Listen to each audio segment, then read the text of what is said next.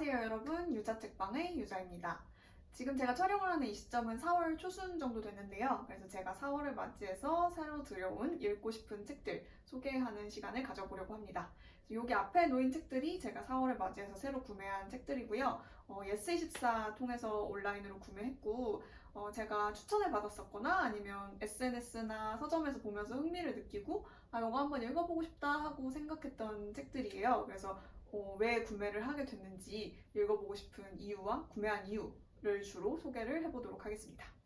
먼저 이렇게 제일 위에 놓여있는 이 노트는 이렇게 예쁜 표지, 연두색 표지를 가지고 있고 이쪽에 이렇게 제본의 형태가 다 드러나는 이렇게 책이 바인딩된 형태가 다 드러나고 이런 식으로 갈라지는 이런 아무것도 없는 줄로 이루어진 이런 노트인데요. 요거는 예스24에서 보내주신 굿즈고요. 예스24에서 최근담 시리즈라는 기획이 있어요. 그래서 어떤 한국 문학의 젊은 작가들, 젊은 시인, 소설가들을 매달 한 분씩 선정해서 그분이 좋아하는 것에 대한 이야기를 다양한 형식으로 수필이나 소설이나 편지 등 다양한 형식으로 해서 이제 전자책, 이북 또는 오디오북을 내는 기획을 하고 있는데 예스24에서 최근에 그것들을 다 모아서 바인딩해서 하나의 최근담 책자로도 나오기도 했거든요. 그 관련 굿즈, 그 책자와 같은 무늬를 가지고 있는 이런 예쁜 종이 노트를 신청을 해서 굿즈를 받았습니다. 이거 일기 쓰거나 가지고 다니면서 업무 노트로 활용해도 이렇게 바인딩 형태가 독특해서 쫙쫙 펴지고 그래서 아주 쓰기가 편할 것 같다는 생각이 들어요. 이 종이도 꽤 이렇게 탄탄하고 뒤에 비치지 않을 것 같은 그런 재질이거든요. 그래서 아주 잘 신청했다는 생각이 드는 굿즈 소개해드렸습니다. 그리고 이제 먼저 위에 있는 아이들부터 하나씩 소개를 해보자면 제일 위에 있는 이렇게 예쁜 표지의 소설은 밝은 밤이라는 최은영 작가의 장편 소설이에요.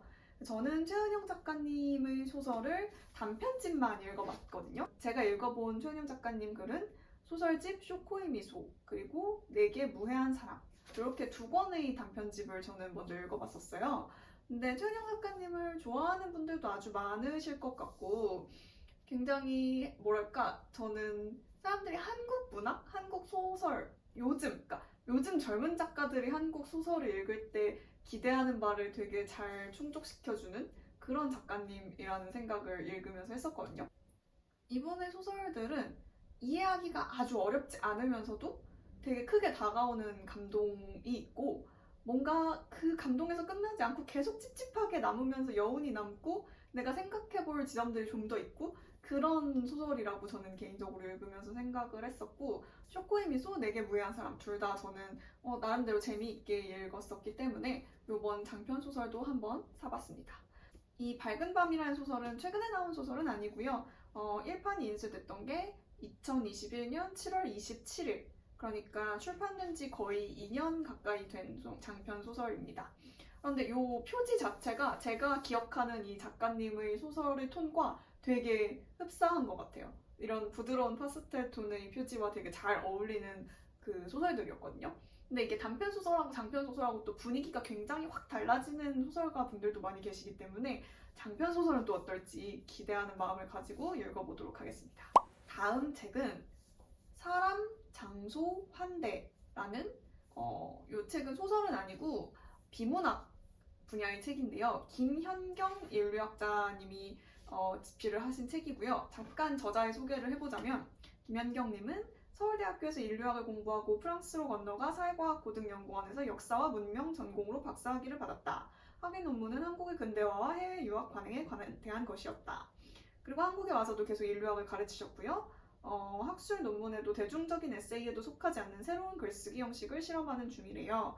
그리고 번역도 또 여러 번을 하셨네요. 그럼 이 책은 학술 논문에도 대중적인 에세이에도 속하지 않는 그 실험적인 글쓰기가 바로 그 결과물이 이 책이 아마 될 것 같은데 인류학자가 쓴 책이라는 것이 일단 흥미가 생겼고 사람, 장소, 환대라는 이 제목도 좀 저한테는 흥미로웠고요. 이 책을 여기저기서 많이 추천을 받기도 했는데 일단 이 책의 뒷면에 있는 소개를 잠깐 읽어보자면 사람, 장소, 환대에 대한 인류학적 고찰. 우리는 어떻게 이 세상에 들어오고 사람이 되는가? 우리가 사람이기 때문에 이 세상에 받아들여진 것인가? 아니면 이 세상에 받아들여졌기 때문에 사람이 된 것인가? 적대적인 타자를 환대하는 것은 가능한가? 이 책의 키워드는 사람, 장소, 그리고 환대이다. 이 세 개념은 맞물려서 서로를 지탱한다. 우리는 환대에 의해 사회 안에 들어가며 사람이 된다. 사람이 된다는 것은 자리, 장소를 갖는다는 것이다.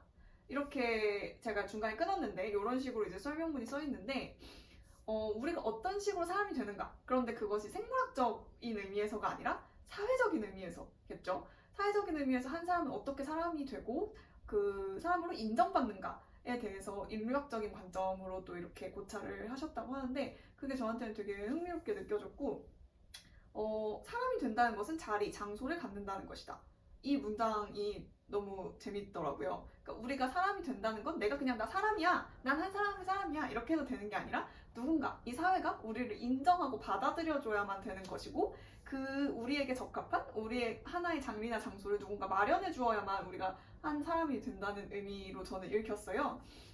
여기 또 책의 문구 중에 하나가 적혀 있는데 사람이라는 것은 사람으로 인정된다는 것, 다른 말로 하면 사회적 성원권을 인정받는다는 것이다. 사회의 경계는 이 나날의 인정투쟁 속에서 끊임없이 다시 그어진다. 그러니까 이것도 방금 제가 말씀드린 것처럼 사람이 된다는 건 하나의 사람으로 내가 인정받아야 된다는 거고 그러기 위해서 우리는 모두 인정투쟁을 벌이고 있다는 이야기가 너무 공감이 가고 너무 재밌게 느껴져서 이 책을 꼭 읽어보고 싶어졌습니다. 그리고 제가 이제 다른 분과 함께 하는 다른 유튜브 채널이 있잖아요. 제가 김대리라는 역할로 출연 중인 김대리와 이 차장의 10살 차이라는 채널이 있는데 거기서 이 차장님이랑 제가 매일 책이나 영화를 하나씩 들고 와서 서로 추천을 하기도 하고 뭐 그 밖에 다양한 거에 대해서 같이 수다를 떠는 채널인데 거기에서 이 책을 제가 소개를 하기로 했거든요. 그래서 요거를 한번 만약에 물론 읽어보고 재미가 없고 제 기대치에 미치지 못한다면 소개를 안 할 수도 있겠습니다만 아마 소개를 하게 되지 않을까 싶습니다. 그래서 요거를 이제 나중에 소개할 책으로 읽어보려고 구매를 했고요. 이것도 재밌으면 그 채널에 업로드가 될 테니까 많은 관심 부탁드립니다. 그리고 다음 책은 역시나 소설인데요. 제가 해마다 구매하는 책이 있어요. 바로 젊은 작가상 수상작품집입니다. 이번 책은 2023년 제14회 젊은 작가상 수상작품집이고요. 거의 대학생 때부터 이 책은 매년 사서 읽어봤던 것 같아요. 저는 그 어떤 문학상보다도 이 젊은 작가상이 제가 읽었을 때 제일 지금 막 우리가 관심을 갖고 있는 주제이면서 가장 흥미롭고 재미있고 막 친구들이랑 토론을 해보고 싶은 주제이고 그런 경우가 많더라고요. 글쓰기 형식도 새로운 것들을 가끔 발견할 수 있고 그래서 젊은 작가상 수상작품집 꼭 구매해서 보는 편인데 또 이게 처음에 이 책 원래 가격은 14,000원인데 출간하고 1년 동안은 7,700원 특별 보급가에 판매를 하고 있거든요. 그래서 또 인터넷 서점으로 구매하시면 보통 10% 할인되니까 굉장히 저렴한 가격에 요즘 책값 되게 비싸잖아요. 굉장히 저렴한 가격에 굉장히 퀄리티가 높은 다양한 작가의 단편 소설들을 이렇게 한 권에 모아서 볼 수 있다는 게 이 책의 가장 큰 매력인 것 같아요. 이번에 수상하신 분들은 대상을 타신 분이 이미상 소설가님의 모래고모와 목경과 무경의 모험이라는 소설 제목만 들어서는 도대체 무슨 책인지 모르겠네요. 무슨 작품인지 모르겠네요. 그 소설이 대상을 탔고요. 쭉 이어서 김멜라, 성혜령, 이서수, 정선임, 함윤희, 현호정 작가님이 수상을 하셨습니다. 그래서 여기 실린 작품들은 이분들이 나중에 단편집을 출간하시면 또 거기에 이제 수록이 되어 있는 경우도 많고요. 그래서 그럴 때 나 이거 젊은 작가상 수상작품집에서 봤는데 하면서 또 반가워하실 수 있는 재미가 있습니다. 요거는 제가 추천해드리는 소설집이에요. 그리고 이제 소설은 다 지나갔고요. 다음으로는 이렇게 예쁜 색깔의 시집이 있습니다. 제가 몇 번 말씀드렸지만 저는 시를 좋아하고 시를 많이 읽는다고 말하기는 조금 양심에 찔리지만 그래도 꽤 많이 찾아서 읽는 편인데 문학동네 시인선에서 안미옥님이 새 시집을 내셔서 구매를 해봤고요. 저는 안미옥님 시집을 요 전에 제가 처음 봤던 건 온이라는 시집이었어요. 한 글자, 온이라는 제목의 시집이었는데 그 시집을 읽고 너무 좋아서 제가 여기저기에 선물도 많이 했었거든요. 그래서 아주 큰 기대감을 갖고 이번에 새로 구매한 시집의 제목은 저는 많이 보고 있어요 라는 제목입니다. 저는 많이 보고 있어요. 많이 무슨 뜻인지 약간은 알쏭달쏭한 그런 제목인데요. 시라는 게 늘 알쏭달쏭한 것이니까 제목도 그런가 보다 하고 넘어가겠습니다. 하나만 읽어볼까요? 제가 아직 여기 실린 시를 한 편도 읽어보진 못했는데요. 하나를 골라서 읽어드리도록 하겠습니다. 이 시가 제일 좋거나 그래서 읽어드리는 거 아니고요. 그냥 이제 펼쳐서 둘러보다가 하나 읽어드리는 건데요. 42페이지에 있는 여름끝물이라는 시입니다. 지금은 봄이지만 여름끝물 한번 읽어볼게요. 여름끝물. 쓰지 못하는 것이 아니라 무중력 공간에 두 눈을 두고 온 사람처럼 무엇을 보려고 해도 마음만큼 볼 수 없어서 그렇게 두 손도 두 발도 전부 두고 온 사람으로 있다고 한다면, 쓰지 않는 시간을 겪고 있다고 한다면 이해가 될까? 이제 다 지나갔다고 생각했는데 한껏 울창해져서 어김없이 돌아오는 여름. 불행과 고통에 대해선 웃는 얼굴로밖에 말할 수 없어서 아무 말도 하지 않기로 다짐한 사람. 절반쯤 남은 물통엔 새의 날개가 녹아 있었다. 걸을 때마다 여름 열매들이 발에 밟혔다.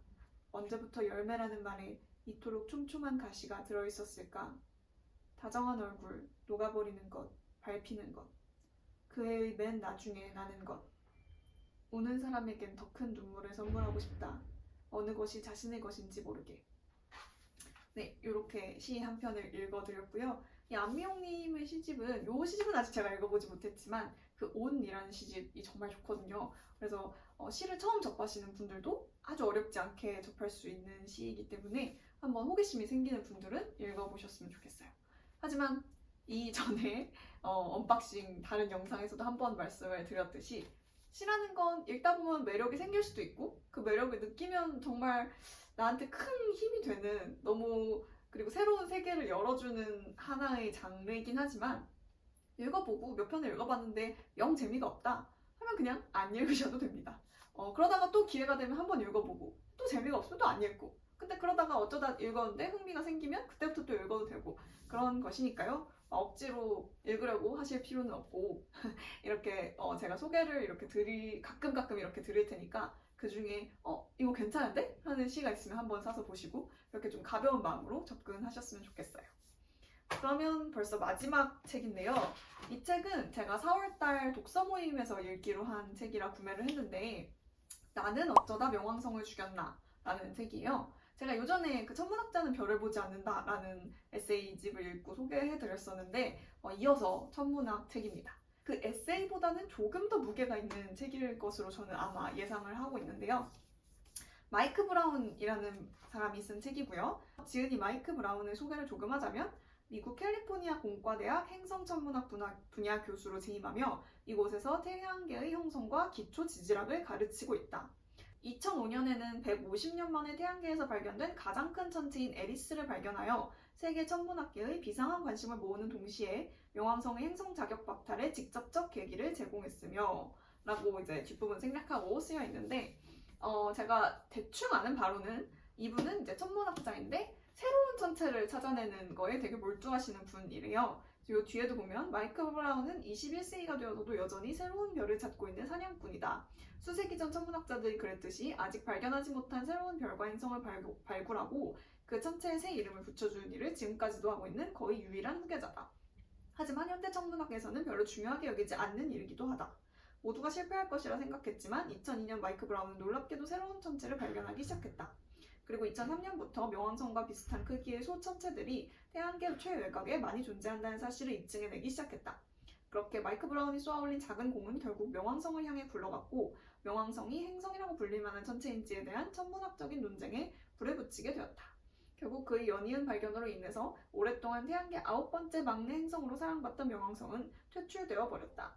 이렇게 옮기니의 말이 이 뒷날개에 써있는데 그러니까 이분은 새로운 천체들을 발굴하는 천문학자이고 그 과정에서 정말로 새로운 행성일지도 모르는 명왕성 뒤에 새로운 행성일지도 모르는 천체를 발견을 해서 굉장히 큰 이슈가 된 분인데 그렇게 이분이 발견해낸 새로운 천체들로 인해서 결정적으로 명왕성이 우리가 알고 있는 바로 그 사건이죠. 명왕성이 태양계에서 퇴출되어 버리고 맙니다. 그래서 우리가 어렸을 때 과학 시간에 배우고 외웠던 태양계의 행성들 수금, 지화, 목토, 천, 해 그리고 명 그 우리 명이 나오는 게 되게 자연스럽잖아요. 하지만 이제는 굉장히 찝찝하게도 수금지와 목조천 해에서 끝내야 하도록 명왕성이 이제 행성으로서 인정받지 못하고 퇴출되는 일이 발생을 했죠. 그래서 이거 관련해서 사람들이 되게 많이 이슈가 되고 안타까워하고 과학적인 논의라기보다는 조금 더 로맨틱하고 역사적이고 좀 서정적인 일로 사람들이 받아들이고 BTS도 그랬듯이 이것에 관해서 노래도 만들고